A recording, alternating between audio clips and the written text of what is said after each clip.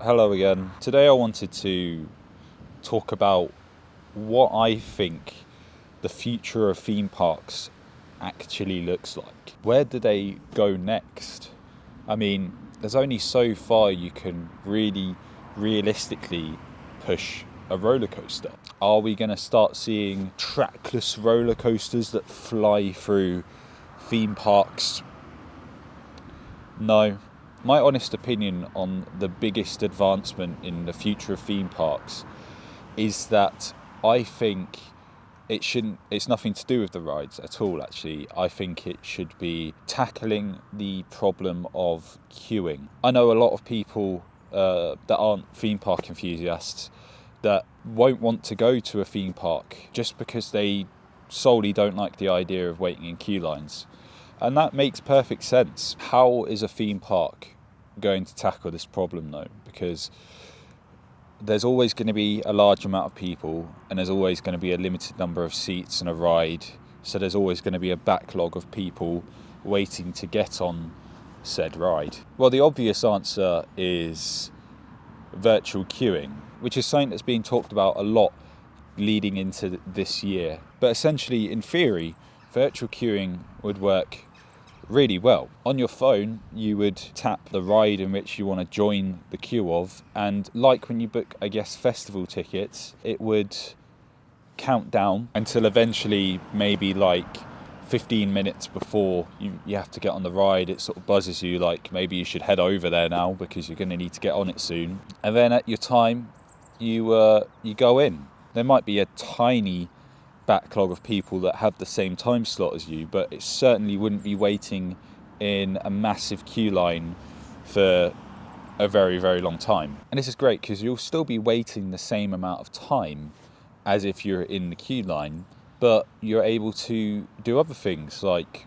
look through the shops or go to the food vendors and get some food, eat the food. It actually benefits theme parks because you could be spending more money in the theme park whilst you're waiting to get on your ride. Now, I know what you're all thinking. These theme parks make a lot of money from selling Fast Track. But what if this was a method to sell even more Fast Track or put Fast Track into more people's faces? Because if they're looking at an app with a timer counting down, a very long timer, what if there was a button underneath it to say ride now or skip this queue? And then you just tap it and it will charge you, I don't know, however much, and you get straight on the ride straight away. It could actually be placed in front of more people's faces because it's right in front of them on their screen.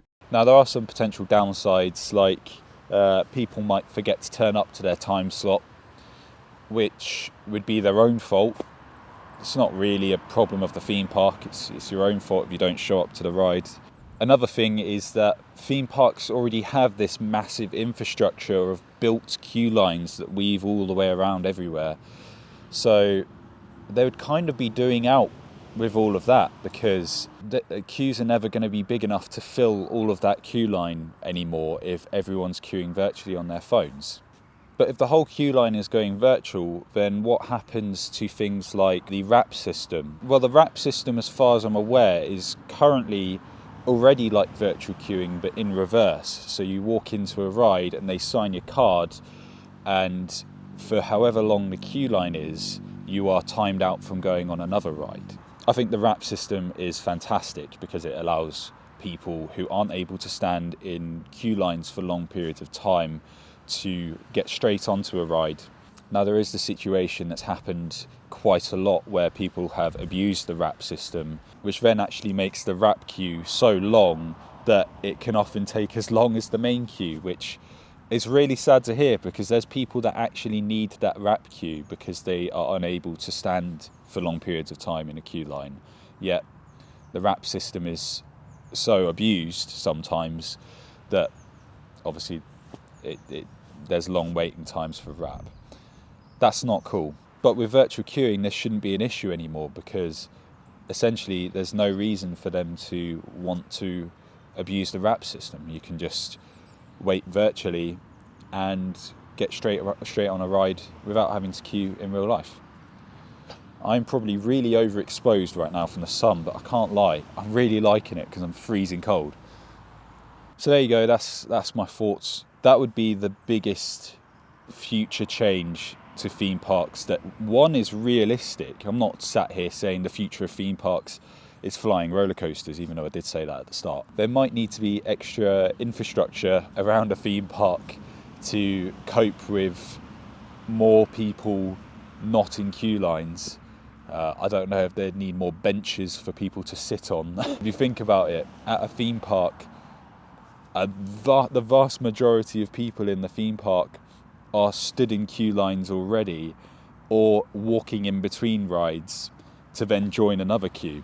So if you take all of those people out of all of the queue lines to queue virtually on their phones, there might need to be somewhere for those people to go, sit, wait, I don't know, look at things. They might even, like I said, spend more money on the games, the shops, the food, who knows. Let me know your thoughts on what you think the future of theme parks might look like. That's just my opinion. I think it's perfectly realistic. It's already been talked about potentially for this year. Let's see what comes of it. Hopefully it's exciting and could change the way we experience theme parks forever. Thanks for watching, and I'll see you in the next video. Bye bye.